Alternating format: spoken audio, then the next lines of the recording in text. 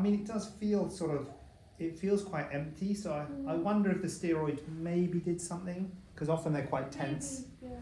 So there's a bit at the front and a bit at the back as well, isn't there? Yeah. Personally, I think it's a bit of a gamble wearing more earrings. Oh, okay.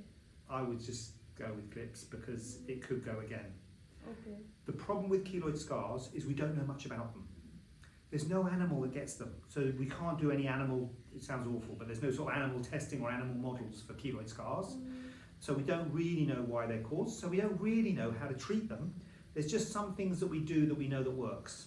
And so steroid is a really good thing. Steroid injection, which I presume, was it steroid they injected? Yeah. So steroid injection does kind of help to deflate them. And I know you feel that hasn't worked, but I mean that one looks like it's completely deflated. This one feels like it's deflated, doesn't look too sort of red and full. So I think it has worked to a degree.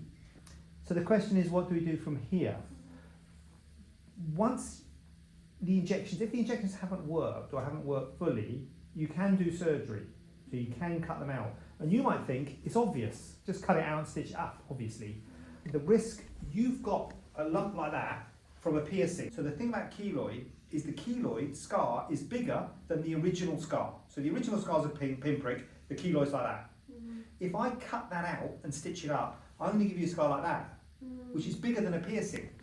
If that goes keloid, it could go even bigger. So there's a risk when you do surgery on people with keloids that they can come back bigger.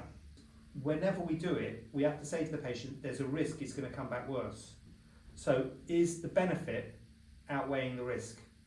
And it's very hard with you because yours aren't bad. That's the problem. I've got to be honest with you, often they're like really bad. Whatever, they either weren't that bad to start with or the steroids worked because they're actually not that bad. I was going to show you a photo of someone, just an example. This patient here. See, this is kind of like a bit like your sort of normal one. It's the size of that. You know, that's going to be, you know. So, you know, that's an example, but it is difficult.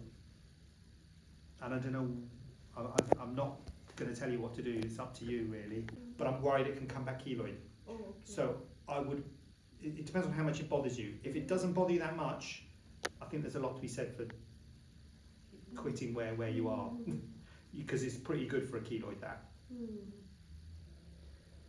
Okay, so I will discuss this with my family and then I decide, yeah? But I like your honesty. Like Okay. you give me an honest answer. Well, thank you. Thank you very much. You're very welcome. Sorry, we haven't got a great video. Oh, yeah, Welcome in. yeah. Sorry, Zakia, we've got to get right. What's going on?